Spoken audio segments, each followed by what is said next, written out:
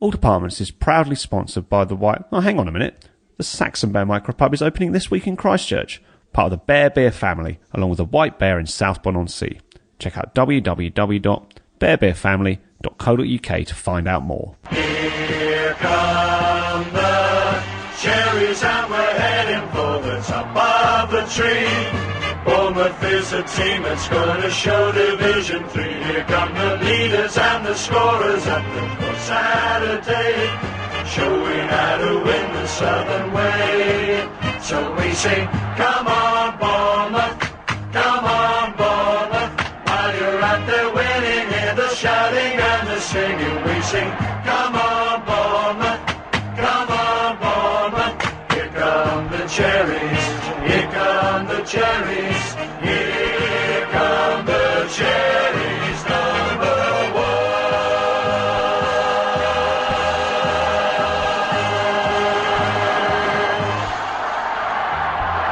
Hello and welcome to All Departments. Our cruise control Cherries suffered a 4-1 reverse in the battle of mid-table to Premier League champions Chelsea on Saturday. Here to analyse the latest reverse at Dean Court this season is Matt Callaghan. Matt, welcome back. Yeah, good to be back. Thanks for having me. Yeah, great to have you on again. Now, we had a thrilling win at Stamford Bridge in December, which kick-started our season, but it wasn't quite the same kind of experience yesterday, was it? No, it's the same as it has been since the Swansea game, really. I kind of get the feeling the season is sort of petering out a little bit, and there's sort of various reasons that can be cited in terms of why that might be happening, whether the players have taken their foot off the gas or whether they're tired, but I just sort of feel that the players are desperate for the season to end now, but in my mind it isn't quite finished yet, so there's still some work to be done, maybe. Who knows? Yeah, I was adamant that the foot wouldn't come off the gas. I guess post-Swansea and subsequently Aston Villa, because Eddie Howe always seems so determined and so unwavering in his desire to win and the amount of the level of performance that he expects from the players. But as the weeks have gone on, particularly as I looked on in the last part of the second half yesterday, I've started to maybe waver a little bit, in my opinion. I don't think the players aren't trying, but I think the fact that even the manager came out in the press conference prior to the game, I think on Friday, and said something along the lines of we're just 1 or 2% off where we really should be because we find ourselves in a position of relative safety. It says a lot hearing that from him, doesn't it? It does, and I noticed that during the press conference he chose his words very, very carefully, and he was very keen to say they've not let up or not taken their foot off the gas. But I think even psychologically, the fact that they think that they're safe, whether consciously or not, I think he's right that the levels have just dropped for whatever reason, and we can talk about tiredness, we could talk about the reasons for that, but there's not the need to win. Earlier in the season, every game was a must-win game because we knew that the running was going to be tough and we knew we had to get the points on the board. But as I said before, the season's just sort of petering out, and it's sort of just it's. I think the players just want to be in their Hawaiian shirts with a suitcase under their arm now and be off for the season now, I think, don't they? Yeah, it's a slightly strange situation, and I think it is probably something that we haven't seen at Dean Court for many years, where we'd have this kind of end to a season where there isn't really much to play for. We've definitely achieved, well, not mathematically, but it looks like we're going to achieve the thing that everybody would have settled for, even at the start of the season before we had that horrendous run of injuries.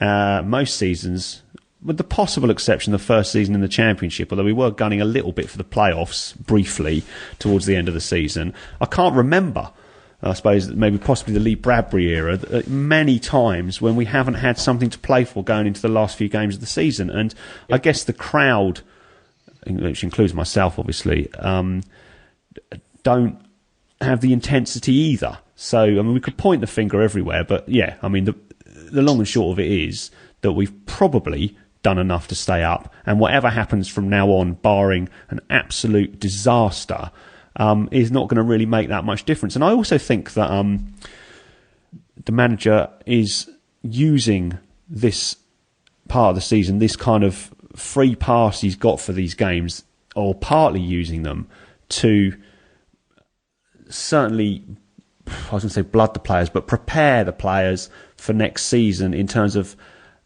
he's looking to give Wilson time.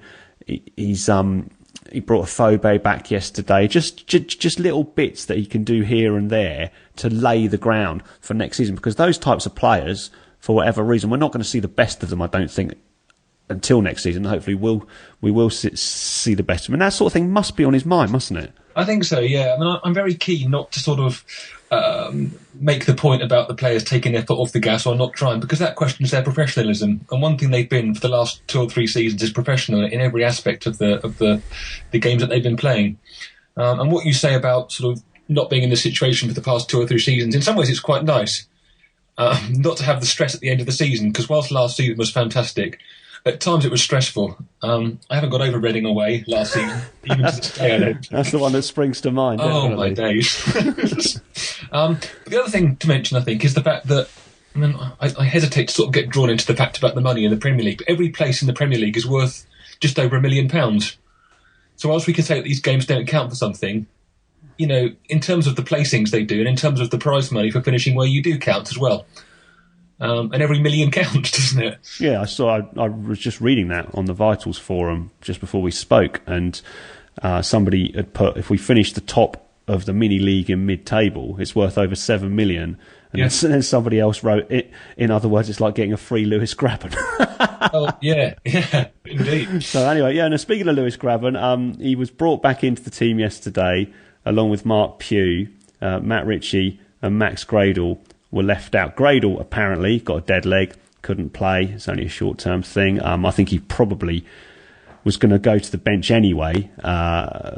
He hasn't been at his best the last few games after a great return. Ritchie was more of a surprise. He's played well this season, not hit the heights of last season, but it's understandable. I don't think anybody has really, but we've certainly done enough. When I saw the team, I was quite pleased. I wasn't surprised that we brought Grabban back in, and Pugh in particular, and I thought the team looked okay. It was subsequently, after the final whistle, hammered, the team selection by some of our fans on the social media, but I thought at kickoff that we put out a pretty good lineup. What did you think? I did. It's very easy to be critical after the result, isn't it, in hindsight. The only surprise for me was Stanislas keeping his place. Because I thought, maybe it's the position that he played last week against Liverpool, but I thought he was brought back too soon, and the fact that he kept his place in the starting lineup surprised me a little bit. Having said that, I thought he was much better yesterday. I thought he was more in the game. I think he's better suited in the position that he was playing in yesterday than where he was asked to play against Liverpool. And I've always been a fan of this 4-4-2. Maybe it's a little bit old-fashioned. But maybe it sort of goes back to the days of Fletcher and Hayter in terms of big man, little man up front. That classic 4-4-2, I've always just been a big fan of, albeit slightly old-fashioned maybe. Yeah, I think against the big guns, as it were, we've tended to vary the formation. Sometimes we've gone with one up front. We did for a long time actually this season, although partly due to necessity. And recently we've gone with 2 up front, and we've been overrun. Certainly in the games recently against City, Liverpool, Spurs, and yesterday Chelsea. And I still class Chelsea as a big, decent side. I mean, they've not had the best of the season. In fact, we could have gone level on points with them yesterday. But despite the season they've had, the bulk of that side were still champions last season of the Premier League. Absolutely. So they are still a good side, and it showed yesterday, which we'll come on to talk about. But I still count those as among the big 4 or 5 clubs in the league without question. Yeah, and it'd be no surprise if they were challenging at the top of the table next season. They just had the first half of the season was just a bit of a car crash. It was all just going wrong. Well, I was going to say behind the scenes, but it was going wrong in public as well. So, and we did catch them at the right time. We got 3 points out of them, which was actually 3 points more than I would have expected this time last year. But I mean, I was happy with the team. I think you mentioned Stanislas. It's possible that Eddie left him in because he offers pace and Mark Pugh doesn't. He offers Cruyff turns, and I think he's been brilliant, I think, Mark Pugh, when he's played this season. But he doesn't offer the pace out on the wings. He had Obviously, Josh King playing very quick. Lewis Grabban's not a slouch, so well, maybe. But I thought Stanislas did okay overall, and we started quite brightly. I mentioned Lee Bradbury. He was famous for saying we were the best team for the first 2 minutes, and we conceded another early goal. And in the days leading up to the game, I mean, the players are interviewed left, right, and centre these days, and one of them said, I think, or maybe it was Eddie Howe, that we have to let the opposition know early on they're not going to have an easy afternoon. Unfortunately, when you concede an early goal, it makes the afternoon a lot easier for the opposition, especially the quality of player that we played yesterday. And we were kind of the authors of our own downfall. We were playing quite a lot in their half of the pitch, but we lost the ball in their half. I think there was a little flick from Simon Francis to Junior Stanislas, and it looked initially like quite a skillful little pass, but it fell into no man's land. And, well, after that, Chelsea just pounced and they tore us apart, didn't they? They did. I wasn't in the dressing room before the game, obviously, but I would have thought Eddie said, don't give away the early goal. Keep the ball, and then, 15 minutes in, the game will settle down and we can start to put our authority onto the game. And 5 minutes in, I thought, this is going well. We're keeping the ball. We're knocking it around nicely. I mean, a lot of it was sort of across the back four and side to side, but that's okay. We were keeping possession. And as you say, well, not out of nothing, because it was a very sort of clinical, very quick move. There was 4 touches in our half between the ball crossing the halfway line and being in the back of the net. That's how quick it was. And as soon as that run, I mean, it's on the left of me, I sit behind the goal, and you could just see, as soon as that run was made, what was going to happen. You could just see, the gaps appearing and where the ball was going to go. And sure enough, back of the net and 1-0 down. You thought, here we go again. Yeah, I think the fact that we're pushing up into their half makes us very vulnerable as soon as we lose the ball, or if we lose the ball, which we did on that occasion, because then there's so much space. Mm-hmm. And I think, Fabregas was kind of the architect. I think he had 3 assists yesterday, and this was analysed last night on Match of the Day. You give him space, and he's gonna make you pay, and so he did. And I think he did have the assist for the goal. Pedro, it was a nice little finish, but I mean, I sit pretty much in straight line from where with the 18-yard box, the edge of the 18-yard box, and as soon as Pedro got the ball, you just thought, this is in, because a player of his quality isn't going to miss from there. And he didn't. He put it away really nice. Yep. I think he had one little touch, and it quite quick with his left foot, and in it went, and that was the end of that. And yeah, you just put yourself on the back foot. And the thing is, after that, we played all right in the first half. We had quite a few chances, some of which came from corners. Every time we get a corner now, I think this is something I've started to watch a lot more closely ever since the slight bit of comedy at Aston Villa, where that clip was posted of people going crazy when we played it short and then we scored. And I was just saying, every time we get a corner now, I think, I wonder what routine we're going to see this time. Well, one of the corners, which we hadn't seen for a while, I'm not sure if we'd seen it since Josh King scored against Man United, was the step over corner, which we've seen many times over the years. King got on the end of this one and blazed over. Steve Cook had a half volley over from an Andrew Sermon cross, and it was one of these that Cook would have, has been gobbling up, sort of in slightly unlikely fashion because he plays at the back, but he didn't get that one on target. And then King headed straight at Begovic from a corner. Grabban had looked like a really good chance. It was a glancing header, but he was unmarked, and he put it wide for a split second.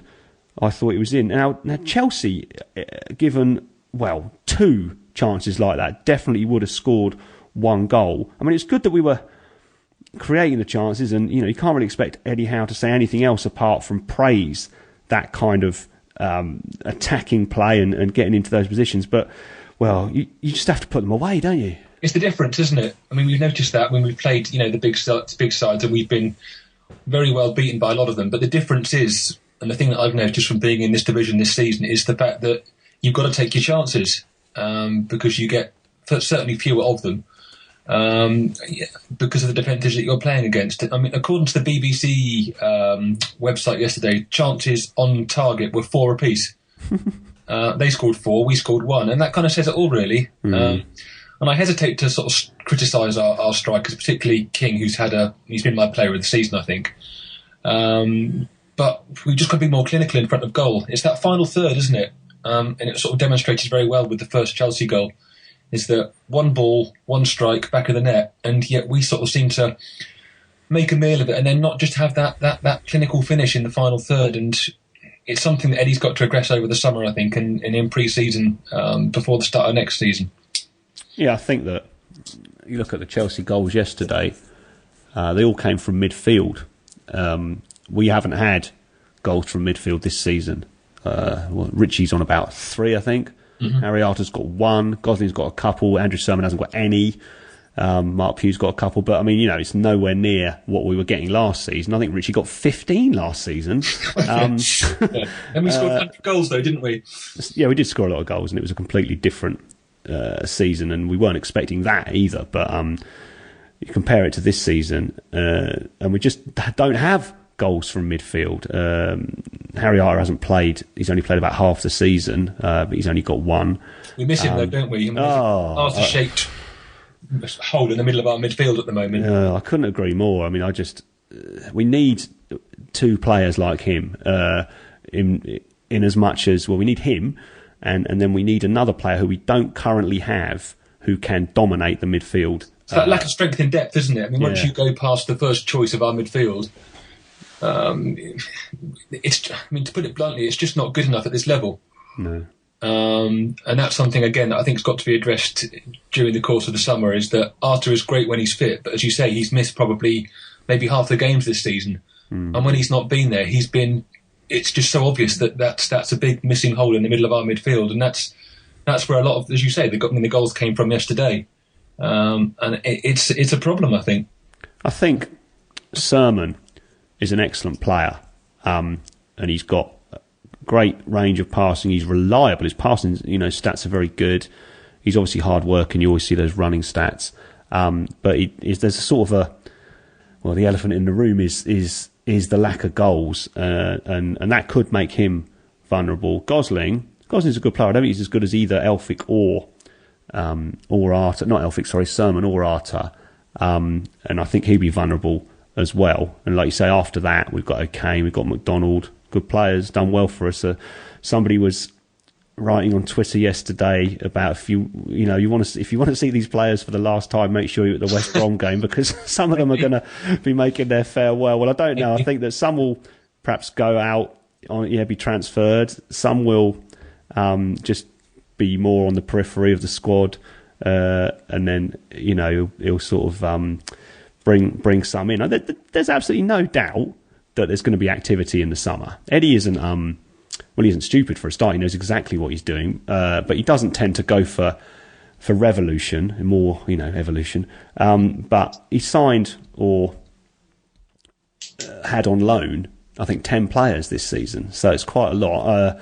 Most of them haven't played at the back or in the centre of midfield, but I think that he's definitely can see what we need, and he's still scouting that Lewis Cook. He may have 1 or 2 other things up his sleeve. I mean, people have pointed the finger at the defence as well, and if you go through the defence one by one, they just seem to be legends at our football club. There's no doubt about it. But as a unit this season, they haven't been able to stop the goals. And there was a bit of criticism of them last season, although I think they had the second lowest total goals conceded in the Championship. And so that's going to change. For example, but then the injuries have been obviously something that's had a big impact on our season. Charlie Daniels has had a brilliant season. Recently, he hasn't played as well, maybe the last 4 or 5 games. And people have linked that to the change with Gradle coming in, which may be true. I don't think Maxi was quite the workhorse in terms of getting back as Mark Pugh is. But, if Mings was fit now, Eddie might give Mings a few games if Charlie had been keeping him out of the team all season. But he's not going to bring in Royce Wiggins to fill that role if Charlie's fit. So, yeah. We sort of have to wait and see now over the summer, because there's already a lot of talk about what we need in terms of signings. And, it depends who's available and who will actually come to the club. But it's Well, we're a more attractive option this now than we were this time last year. This time last year, someone looking at our club would think, well, there's a good chance they're going to be one season in the Premier League. But now we've got that one season behind us. We're going to finish, clear of the bottom three, it would appear. So to someone coming to our club, I still think we're shopping around in the Championship, to be honest. I can't see us, and maybe players who are from the three sides going down. I still think that we're shopping in the Championship, maybe even League One. Benica Kobe is a good example, isn't he, of a player that's exceeding in the Championship and doing very well. And that's where we're looking to make our buys. I think this thing about the more money coming into the Premier League next season is slightly false, really, because it's a zero net gain, isn't it? Because all the other 19 clubs have got the same amount of money coming in as well. So you're no better off than any of the other clubs in the division who are trying to recruit and spend money. It's just where you buy it.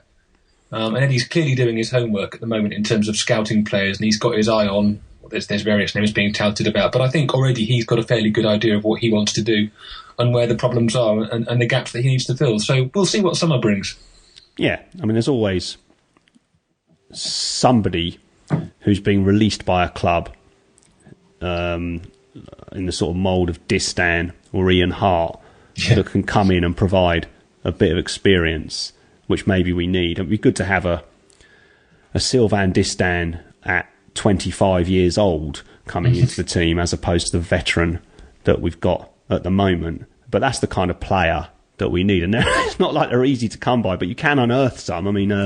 Leicester have unearthed a few this season. It's exceptional, but it can be done. And Eddie can get a lot out of players as the players that we've got on the side of Peru. But I think, we just have to wait and see what happens. And there's absolutely no doubt there's going to be changes, but probably you'll see 7-ish of the players that we've seen regularly this season starting the first league game next season. Yeah. Anyway, the forward line is pretty sewed up, I think. I don't think we'll see any changes in the forward line. I think he's pretty much got the players that he wants in that respect. What he needs to do there, though, I've been thinking is, and I'm sure it's on his mind as well, he has to find the combinations, doesn't he? Because at the moment, you can look at those players, King, Afobe, Wilson and Graben, I guess, and there's a couple of others, Murray, Tomlin's out on loan, but those four are probably most likely, like I said, first. And none of them have an established partnership, do they?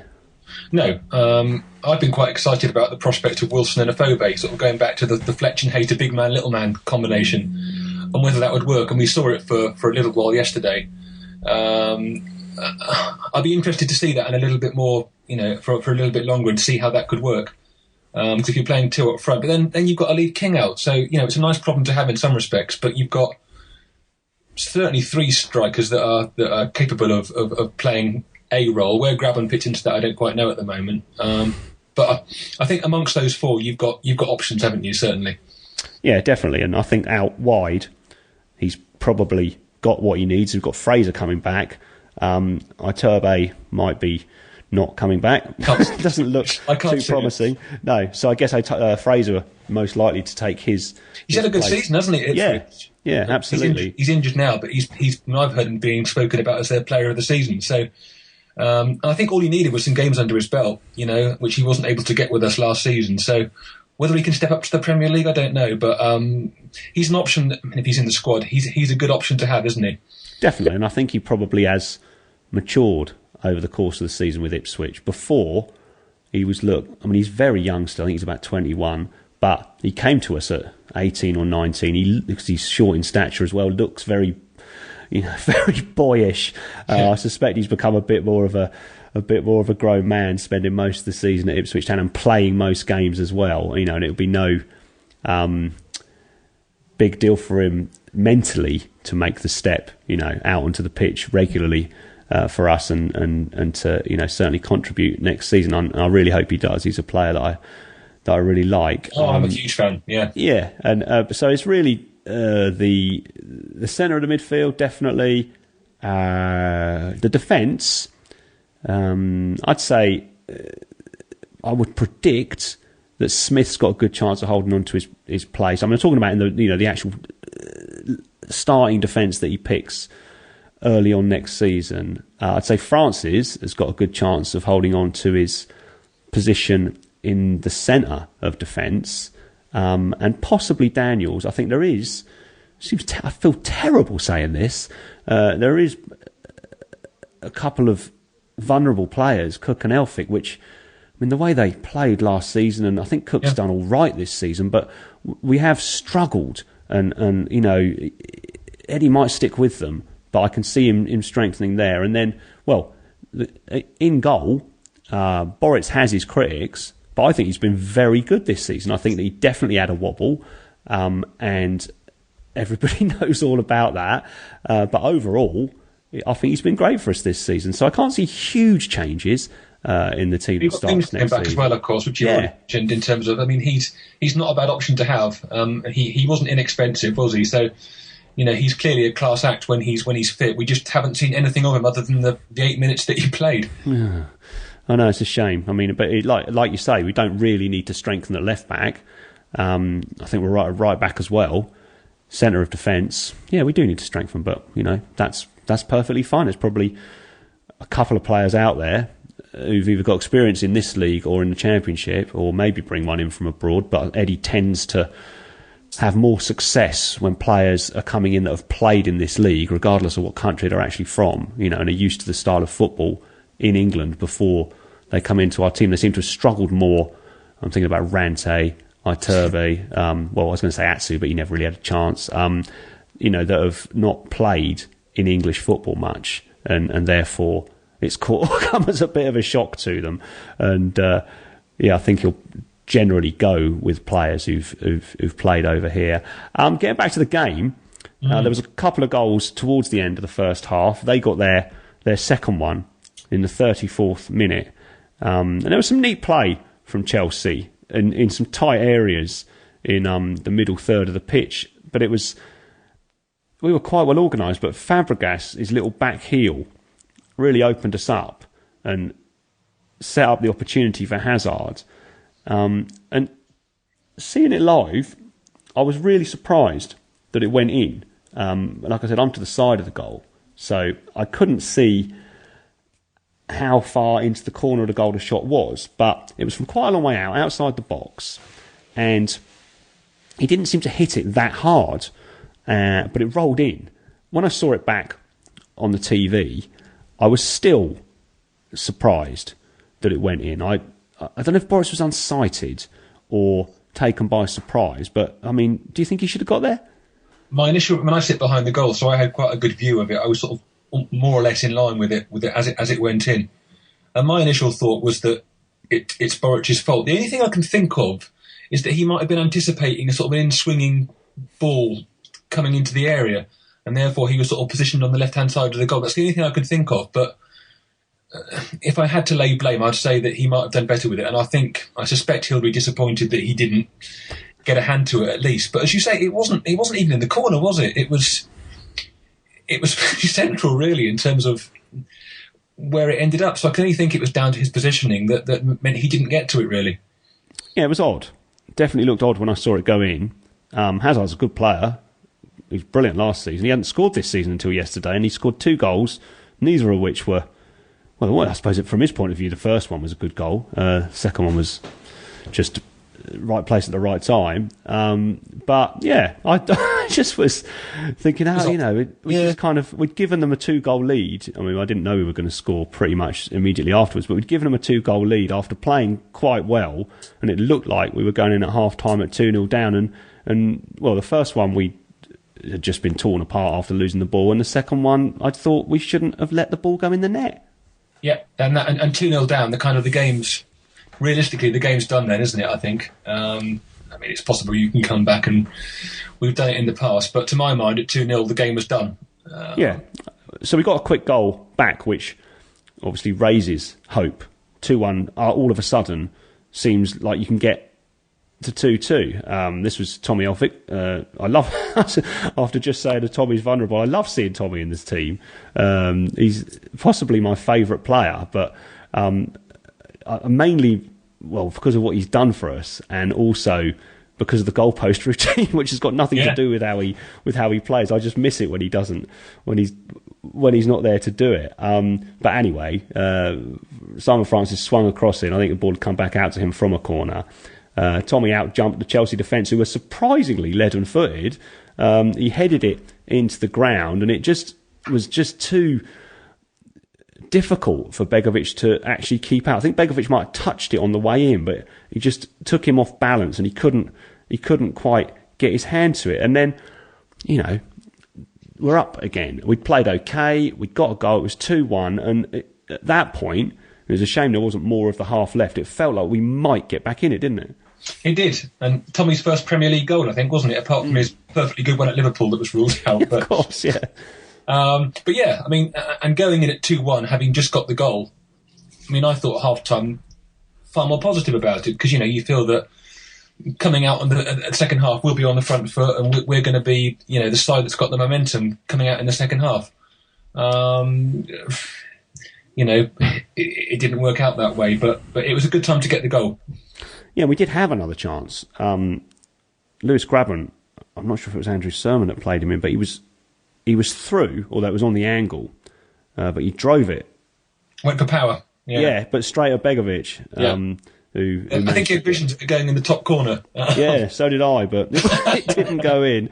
But they had another chance. Well, Pedro had a really good chance. He should have scored. It looked easier than the chance he scored, but he put it over the bar. But then the half ended. Before we go on to talk about the second half, I just wanted to mention, we've talked a bit about the squad already, but the strength of our bench yesterday. I don't normally talk much about the bench, but at one point I looked down, and warming up in front of me, so obviously they were on the substitute bench, were Matt Ritchie, Benik Afobe and Callum Wilson. And I just thought to myself, we're not having a great time of it recently, but when you look down and see those are the players that we've got on the bench, things must be a little bit better than they used to be, mustn't they? Times have changed, haven't they? Even in the last, 12 months, couple of years or whatever. But yeah, I mean, as I say, my concern isn't about the front line, certainly. Matt Ritchie's been a little bit off the boil, but he's not become a bad player overnight. My concern is more sort of with the McDonald's and O'Kane to a lesser extent. That's where my concern is about the strength in depth being on the bench. And that's my concern really, in terms of them not being quite the quality that we need. My concern isn't about Afobe or Wilson, certainly. I don't really think we could do with a bit more creativity in the team. Arta provides that. He's got a great range of passing. Jan Kermagon used to provide it when we had him. We've got players out wide who've got a bit of that, but we haven't got anybody who is really able to unlock defences with their passing in the team unless Arta's playing. And I guess that player, you'd want them to be in the centre of midfield or playing off your deepest lying forward. I think that would be a potential want for Eddie Howe in the summer. I mean, I keep referring to Lewis Cook. I don't really know that much about him. I don't know if he's a ball-playing midfielder or if he's a more of an sort of worker and hard tackler, etc. I expect Eddie's looking for somebody who's got more than one of those attributes. Yeah, and I know nothing about the Championship now, I'm ashamed to say. I just haven't, when I don't watch the Channel 5 show or anything, having been out of it one season, it's amazing how quickly I've sort of turned a blind eye to it in terms of what's going on, and I know who's sort of in the top three, but that's about as much as I know, really. Yeah, no, I'm the same. And I hope that would never happen to me as a Premier League football fan, but I'm afraid it has, Well, yeah, but you're not... But then I didn't pay attention to the Premier League when we weren't in it then either, so, Yeah, I paid a bit of attention to the Premier League, but I paid a lot more attention to us, and that tends to be... I guess you just follow your own team, and so we're in the Premier League, but, I mean, that experience as well has been one that has changed over the course of the season. We've gone from, I think most fans have gone from being wide-eyed and kind of dazzled by the so-called glitz and glamour to just seeing it as another game that we need to try and win against whoever it is. So if we were playing Chelsea in the FA Cup and we were still in League One and they had that team out, we'd have been, in awe of them. Yep. And, it'd be one of those games where we'd have been clapping the opposition off the pitch and this kind of thing. Yeah. And if we'd have lost 4-1, that would have been seen as a triumph because we'd scored a goal against a team that were the league champions last season. And we're not in League One anymore. And so I guess the point I'm trying to make is not that we should accept losing 4-1. The point I'm trying to make is that it's kind of telling that we are no longer, well, I mean, I'm certainly not, I think most people are no longer thinking, oh, wow, Chelsea are in town, we're going to get to see all these great players. I think most people are thinking, Chelsea are coming, can we beat them? Yeah, certainly after the away win that we had, you sort of marked up as a possible game that we could get something from at least. There's still a little bit of me that's still a bit wide-eyed about it all, I think, and maybe that will become a bit more the norm next season. Because we've seen all the big teams come to town now, haven't we? And it still isn't quite the norm for me. But you're right. I mean, you do sort of accept it, don't you, very quickly, and sort of, it's less of a thing than it would have been 5 years ago, certainly. The Bear Beer family is the proud sponsor of all departments. Head to the White Bear in Southbourne-on-Sea or the Saxon Bear in Christchurch before any match day wearing your Bournemouth shirt and receive 30p off your pints. Check out www.bearbeerfamily.co.uk. So, into the second half, I expected, after a positive end to the first half, there to be, well, the kind of rally that we were having to continue. But it never really materialised, did it? We didn't get going, did we? And I said, a minute ago that going into the break, having just scored the goal, you would have thought that we would have come out on the front foot and Eddie would have G'd them up. But we never seemed to start the second half at the same pace that we had in the first half. And I just thought that Chelsea got a foothold of the game and they looked pretty comfortable throughout the whole of the second half, really. We never really got going. I think that Hiddink, I'm not really sure what he did. I'm afraid my tactical acumen is somewhat lacking at times. But I get a feeling that he made a couple of slight tweaks to their formation or how they were, positioning themselves, and it just stopped us from doing very much at all. He saw how we were playing. He thought, I know how to stop this, and he put a stop to it. I thought that Ivanovic, who obviously isn't as quick as Josh King, and a couple of times King got past him, but overall I thought he marshalled him very well, using his experience to position himself properly so King wouldn't be able to just run past him. And that gave us one less option, and it's a big option that we've used a lot this season, to have the outball and to have an attacking threat. So I guess once that had been largely nullified, it was difficult for us to do too many other things that were having an impact. The other thing Chelsea did, of course, was they started very early on in the second half to waste time. Yes. And Asmir Begovic, who played a few games for us quite a few seasons ago, I remember seeing him, I think, at Leyton Orient once, and he didn't look too clever, was doing the old, pulling his socks up and stuff at goal kicks. They really started to kill the game from like the 47th minute onwards, didn't they? They really did, yeah. I mean, I try not to get worked up about that sort of thing too much. I like to think that the referee will stop his watch. It is what it is, isn't it? It doesn't concern me greatly, that sort of thing. I mean, if he wants to do that, then so be it. It's not worth getting worked up about. Well, no, because if it was us, I'd be happy. Absolutely. Yeah.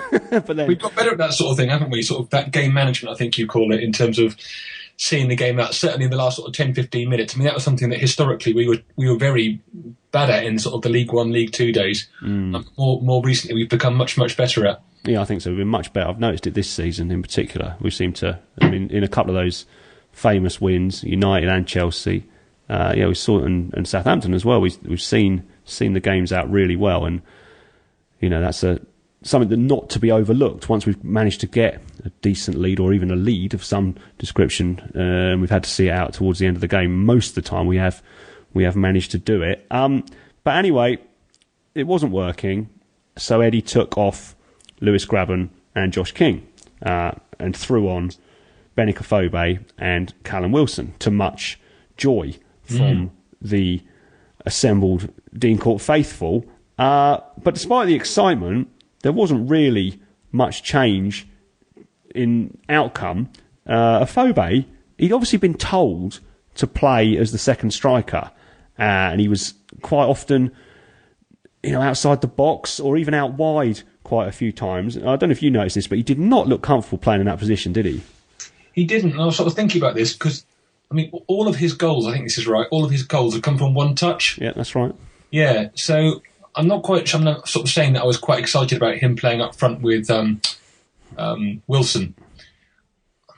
Whilst I think that has potential, in terms of thinking about where Afobe's goals have come from, I don't quite know how that works, but he didn't seem to have that cutting edge about him, did he? In terms of getting the ball and going forward with it. I don't know. Maybe he's just not quite fit because he's been injured, hasn't he? But he wasn't quite on it yesterday, I didn't think. No, it's hard to judge what his impact going forward will be and how he's going to play with a partner from what we saw yesterday. And it's probably more of what you said. He's been out of the team. Eddie put him on, get him back in the team, a bit of fitness before the end of the season, and then see what we get out of him next year. It doesn't really matter who is going to be the first choice forwards next year in terms of the price tag. We could quite easily see a situation where Graben and Afobe are on the bench. I think that comes to 16 million by the reported fees, just for those two players. And Wilson, who we got for 3 million, I'd say he's worth more now. He certainly will be if he starts banging them in again next season. And Josh King, well, I've read between 1 and 3 million. But anyway, say a total of 6 million for those two players, which is less than we played for Graben. But that's irrelevant. If they're putting the goals in the net, it doesn't really matter. But Jamie Vardy's a case in point, isn't it? Yeah. It's not the money you pay for them, it's the value they bring. Yeah, Mahrez was 400 grand, wasn't he? So, yeah, absolutely. Raheem Sterling was 49 million. So depends on how you measure value, doesn't it? Absolutely. So I don't think there's too many concerns in Eddie's mind about what to do with the players over the price tag, which I suppose there isn't for most managers, but it can be something that fans tend to focus on. But yeah, we're not gonna see the best of Afobe, Wilson, and quite possibly Graben until next season. We've seen a lot of good things from Josh King, particularly in the second half of the season, and hopefully that will continue next year. But yeah, it didn't change the way the game was going yesterday. We had one chance that sticks out for me was when Junior Stanislas hammered a shot, and from my position I thought, that's just going to creep in at the far post from where I was sitting, but didn't. It just went. It was never going. No, I was fine with that one. It was never going, but at least he had a go. One of the cleanly, didn't he? One of the criticisms is that we pass it around the box and then no one has a shot, and at least he did. So credit for that, I guess. Absolutely, but then we conceded a few minutes after that the third goal, and I praise Mark Pugh, and he's another one of my favourites in the squad, and I always think he does well when he plays. But he was in many ways guilty for us conceding the third goal, because it was another one of these where we just needlessly gave the ball. We won a free kick. It wasn't in a dangerous position, but it was in the opposition's half. He took it quickly to Benik Afobe, but it never made it. It wasn't even. He didn't even have to kick it that far, about 8 yards. It only went about 4, and so immediately Chelsea pounced. Not unlike the first goal. Eventually the ball made its way to Fabregas, who had acres of room, and he doesn't need much. He played Willian in, and Willian lifted it over Boris.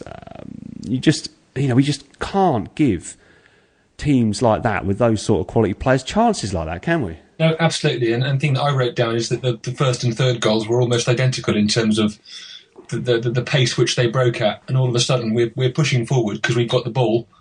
And we don't get back in time. Before you know it, it's too late. But giving the ball away needlessly is frustrating, isn't it? Because our slick passing and our accurate passing was something that always, earlier in the season and certainly last season, was got us in the position that we are now. And it's one of the reasons that I think people have been critical of the results haven't been so good, and people have been critical of performances more lately, not just in terms of the energy, but in terms of sort of the accuracy of the passing and giving the ball away needlessly. Yeah, I think that one was probably worse than the way we gave the ball away for the first goal. For the first goal, it was, well, I suppose Francis did try something quite difficult and it didn't quite come off. So not great.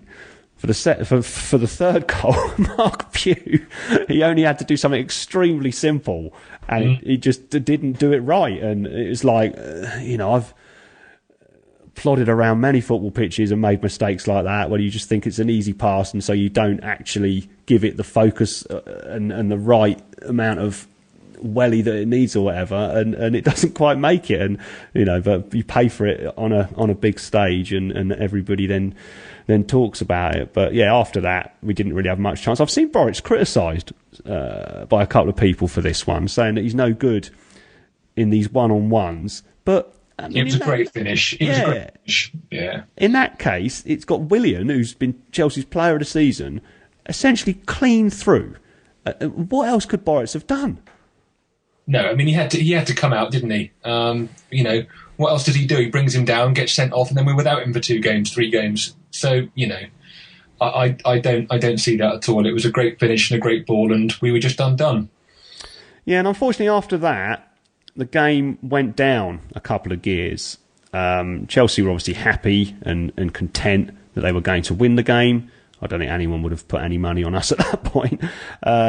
And we, for the first time this season, and we discussed it at the start of our chat this evening, we looked as if we really had gone more than 1 or 2% off, and maybe gone more like 10 or 15% off the level that we needed to be at. I mean, we only conceded 1 more goal, but that brought it to 4. Matt Ritchie came on for Junior Stanislas. He did all right, but it didn't have any impact, much like the other substitutions.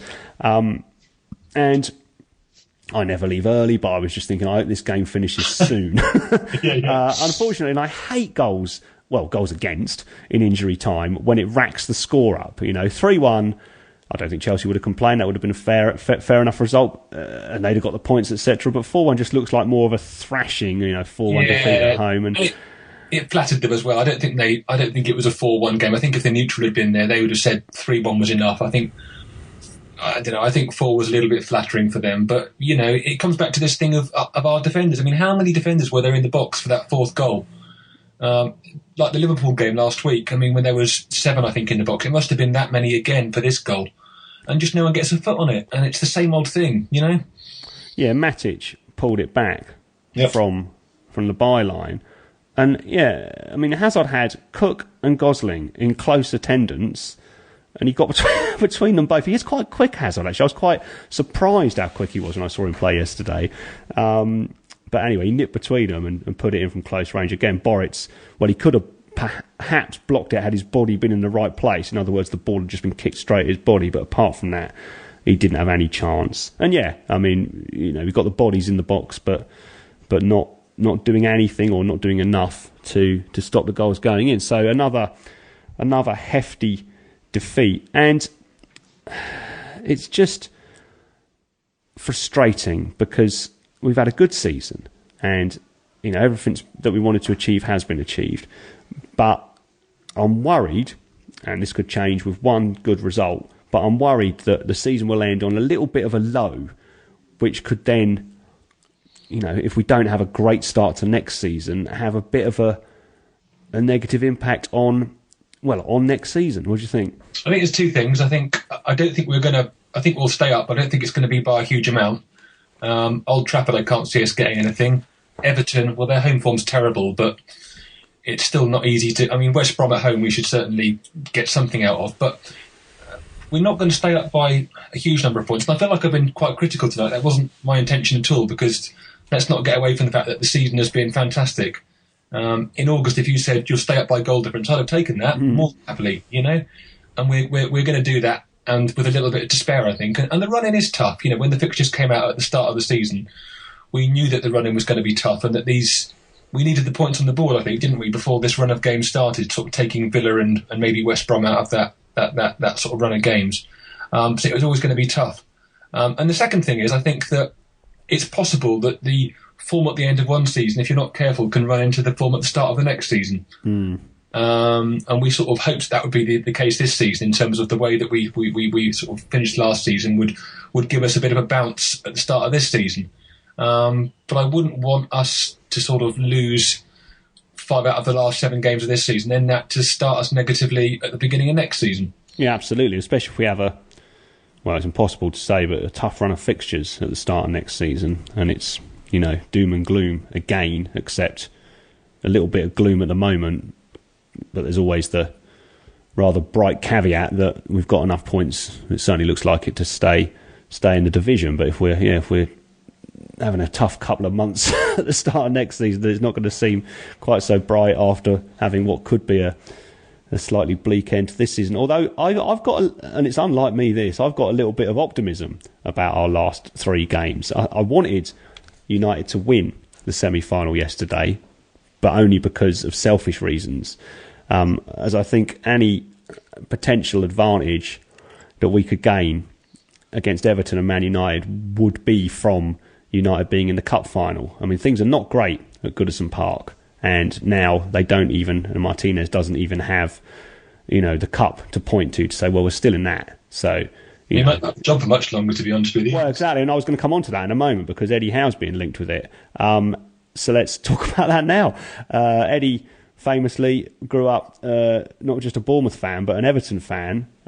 He's from, I think, is it Amersham in Hertfordshire? But anyway, he attended his first football matches were all at Vicarage Road, weren't they? He was sort of, before he was a Bournemouth fan, he was a Watford fan, and then probably like us all when we were younger, got seduced by a more glamorous team. He watched Watford against Everton in the 1984 FA Cup final, I think, and and Everton won 2-0. And after that, Eddie changed his colours. I'm not sure if that was before or after he moved down here, but to following Everton, and he stuck with them as his glory team when he moved down here. And like most young kids do that. I mean, you've got a glory team in Bournemouth down here, but we didn't have, certainly when I was growing up. So I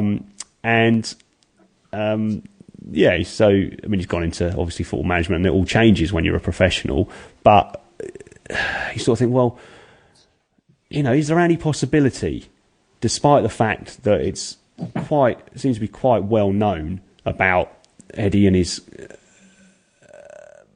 desire to be in this area, his family's desire. I think his wife's very much somebody who wants to live in this area, and they've got family and friends around here that they obviously mean a lot to them. But do you think there's any possibility that he could be tempted away by Everton? Well, I've always thought that I mean, I'd like to think that he's here for a long time to come yet.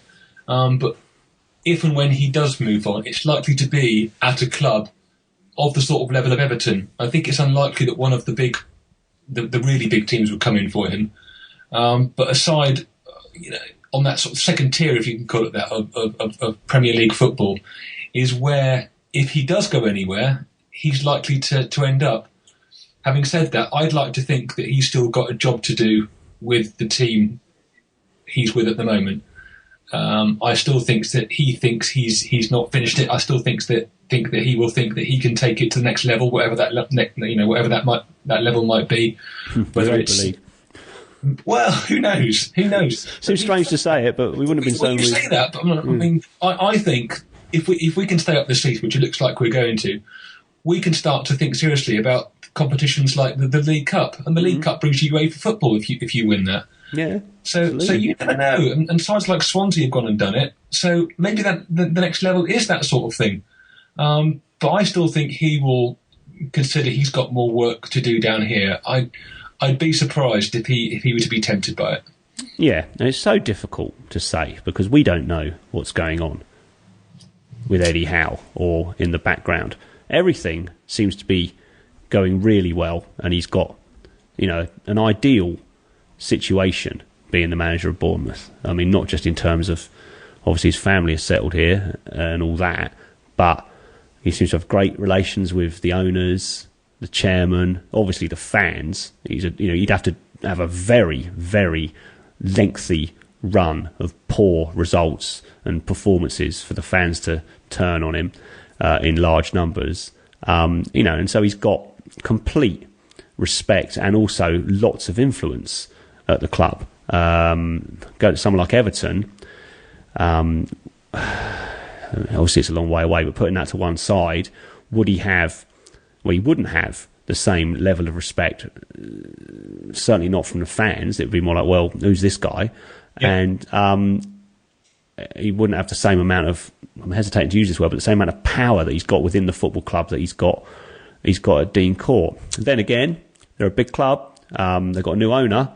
They're obviously gunning for greater things, and he's got that little connection from his boyhood with them. So it might not be Everton. It could be another team, like you said, of a sort of similar size. I would have said Aston Villa maybe 10 years ago, but that's obviously not now. Tottenham seems to be getting bigger and bigger all the time. But yeah, there's going to be a club one day. But I also, if I had to put my mortgage on it or whatever, would say he'll be with us for a few more seasons yet. And long may it last.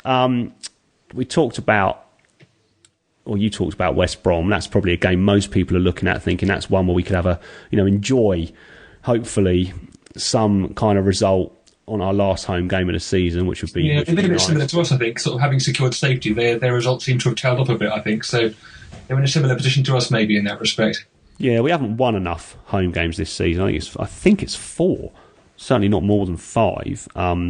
Which just doesn't seem like anywhere near enough. So it'd be nice to finish with one in our last game and, a bit of a celebration that day. And then United, well, they're in the cup final, which is good for us, I think, because, they will possibly rest their best players that day, although Liverpool did that, or they rested a lot of their best players, and it didn't seem to make too much difference. Some of the players that United will field against us might be taking it easy with the cup final in mind, but on the other side of that, they might be going hell for leather with the cup final in mind, thinking I've got to get in that team, or at least I've got to get on the bench for the cup final. Oh, yeah, so, the other thing is they still might have a chance of top 4 finish when they play us. Yeah, let's hope that doesn't happen. Slip up again. I mean, they'll be, if United win their game in hand, they're 2 points behind, I think. Yeah. So they've still got a lot to play for, haven't they? So probably if they go into that game with a chance of finishing top 4, then they'll do anything but rest players. Yeah, yeah. I may have overlooked that somewhat.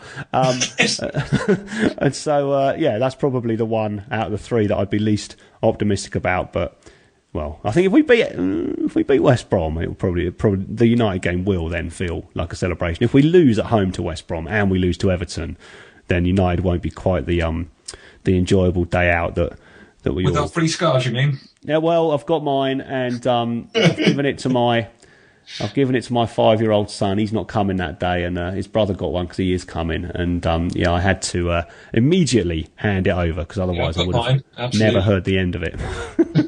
And well, we might as well have a little chat about that. I mean, we've had that. I think it was £200,000 grant from somewhere. Was it the Premier League to assist away fans? There's been a few variations in how the club has spent the money. There was the pie and drink or whatever at Stamford Bridge. There was money off the coach against Arsenal. There was, I think the tickets, at Newcastle were discounted. There's this one with the scarves. There may have been some others that I've forgotten about. When I first heard of this initiative, I thought, that'll be money off the tickets every time. I didn't realise there'd be all these other things going on. What do you think about the way the money's been used?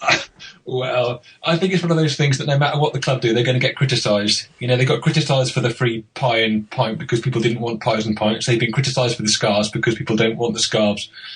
I guess doing money off tickets is probably the fairest way to do it, because then people... it's just a straight money in your back pocket, isn't it? Which you can then spend on what you want rather than scarves or pints or whatever it might be. I guess doing money off tickets is probably the fairest way of doing it. But then I guess next season away tickets are going to be a lot less expensive anyway, aren't they? So I don't know if that money will still be available to us.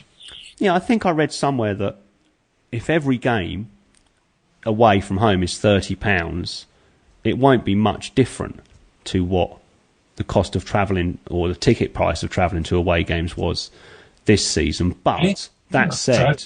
I've paid more than that on several occasions, certainly. Yeah, that said, there's games where United's won, Chelsea was one, where the price seems astronomically high. And that's probably put a few people off. And so any time you think, I probably would think £30 I can stretch to that. Whereas 50 quid, I'd sort of think, well, it's on the telly, so I could watch it on TV instead. And so at least you know where you are with the 30 quid. I mean, the thing is that all the tickets will then be 30 quid. There won't be tickets for £25 or whatever. It'll all be £30. The thing this season with the 200 grand, I don't know what other clubs did, but I'm surprised that it wasn't just used for tickets.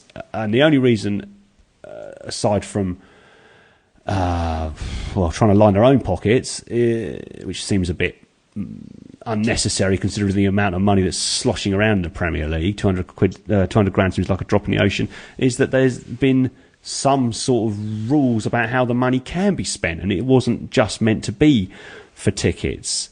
But because, like you say, most people would much prefer have the money in their pocket, because things like the scarves, well, I mean, my boys will be keeping their scarves. That's all very nice, but the scarves are a tenner in the shop, but they didn't cost a tenner to produce. Nothing like, no. Yeah, so like a couple of quid to produce, but that can still be written off as a tenner per scarf for 3,000 people. That's 30 grand right there.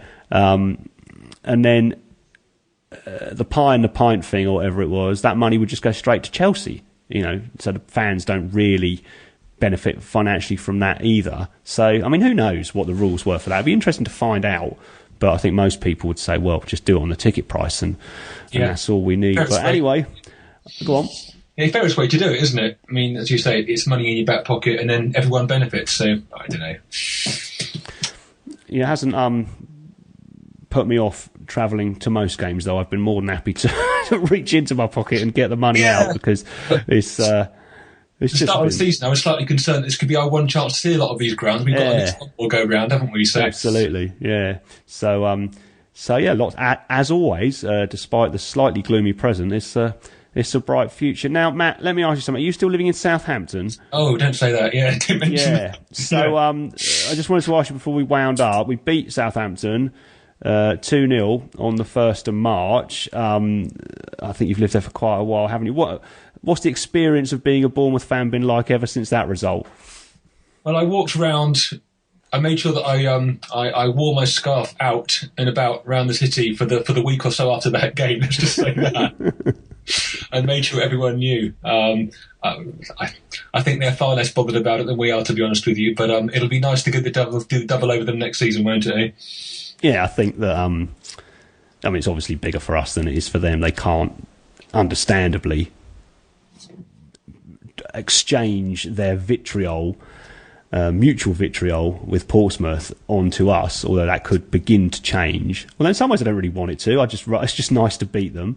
But yeah, I just think that there's been some highlights this season, and that's one that's definitely up there. And I was just hoping that you'd had the opportunity, because you've probably got workmates and everything who support Southampton, yes, and have patted you on the head over the years as the little Bournemouth fan. And now you're going to say, well, what you got to say now? I drive past the ground every single day, and with a smile on my face for a few days afterwards, certainly. Well, let's hope you're smiling for a lot longer. All right then, Matt. Well, great to have you on as always, and I hope you will enjoy. Are you going to Everton as well?